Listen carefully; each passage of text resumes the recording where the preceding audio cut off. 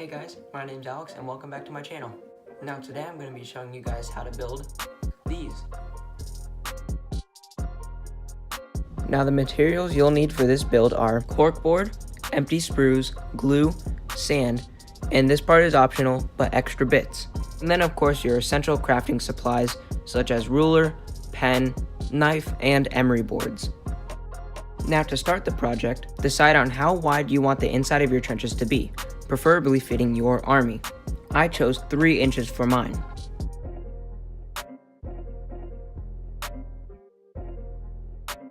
Hey guys, I forgot to mention this earlier, but the official name for this that I'm going to be deciding to call it is the steel trenches, because the lore or story behind this is that the Astra Militarum had to set up a defense very quickly, so they just threw some steel together and made this. Now mark out the area of the inside of the trench, but be sure not to cut it out.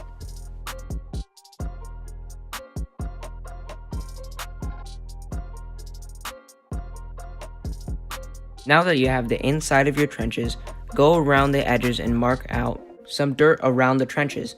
This is where we will be putting the sand and extra bits later on.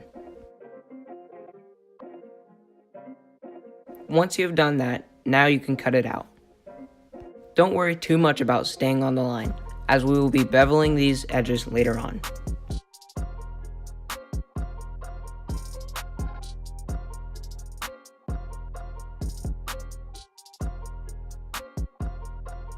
Now onto beveling. When beveling, try to use a glove as to not cut yourself. Beveling is a very simple technique. All you do is put the knife up against the corkboard and slowly chip away at the edges, but make sure not to chip away at the edge where the trench is.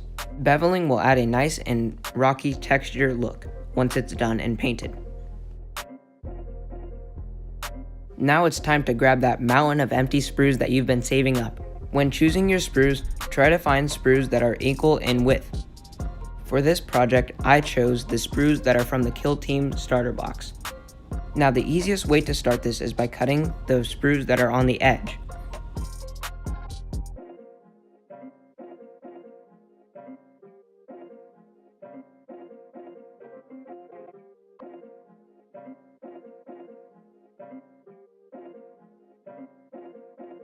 Now cut and file the extra bits of the sprue that are sticking out and up of the sprue. You need these to be flat so they can rest on top of each other snugly. Be careful when cutting these bits off though, as energy will build up in those bits and fly off. Typically, I cut away from myself, so these little bits will go flying at the wall.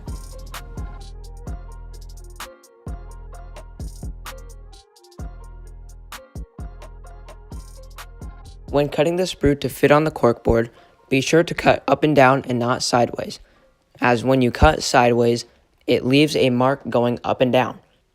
It's hard to completely explain, but you'll get it once you build. Now file away all the extra little bits that may be still left over, such as serial numbers. Then continue building by measuring out how much of the sprue you will need on your base. When cutting out the amount you need, remember to cut up and down and not sideways. It's hard to explain how to do this, but you'll understand it once you start building. You need to cut up and down because cutting sideways will leave little marks on the ends and it will not lay flat. When gluing the piece onto the corkboard, use super glue and not hot glue, because hot glue will dry up almost instantly when it touches the corkboard. When laying your sprue down, make sure that the angle is facing upwards so that you'll get a slope going up as you build.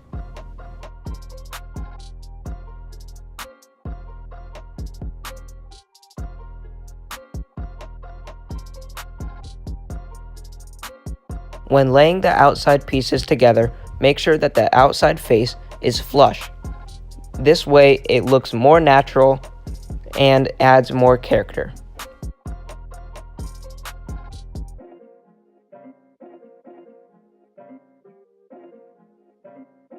Now just continue this process. I personally layer my trenches up to 15 stacks. This gives it a natural feel for Astra Militarum and standard infantry. Once you're done building, make sure to clean up because this plastic dust gets everywhere, and I mean everywhere.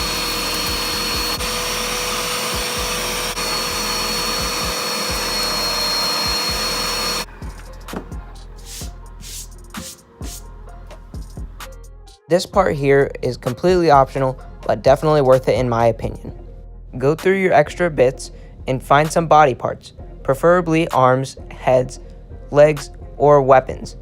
I found an arm and an arm with a weapon in it. Now cut these parts so that they will lay nicely on the dirt piles. Then sand them down to make them flush with the dirt.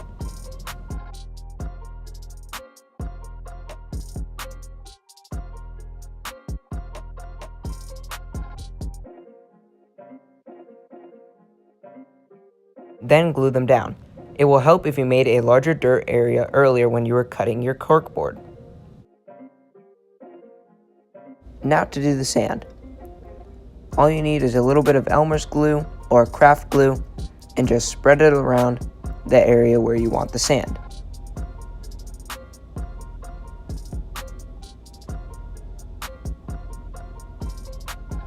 This may look like a lot, but it will dry up and it won't show up later on. You want to completely surround your item too if you decided to put one there. Next, just sprinkle on the sand.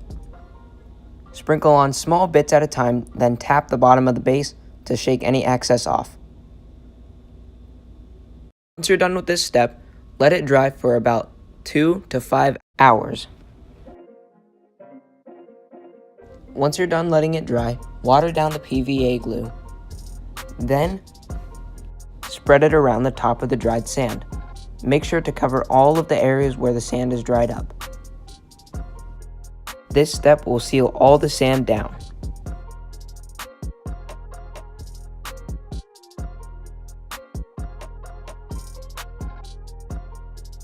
Now use your emery board and scratch up the outside face. This will give the terrain character and make it seem as if there was a war continuously going on and that it has sustained battle damage over time.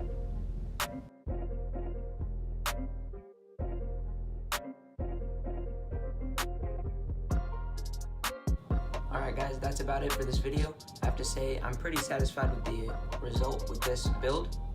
And stay tuned for next week where I'll be showing you how to paint this build.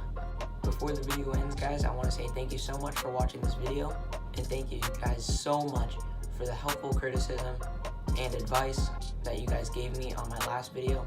As you guys could probably tell, I got better lighting, but I'm still working on getting a microphone. And a huge shout out to Miscast Terrain for commenting on my last video and for recognizing some of my work. And a huge thank you to everyone else who's been giving me advice. Alright guys, that's it for this video. Thank you so much for watching. Peace.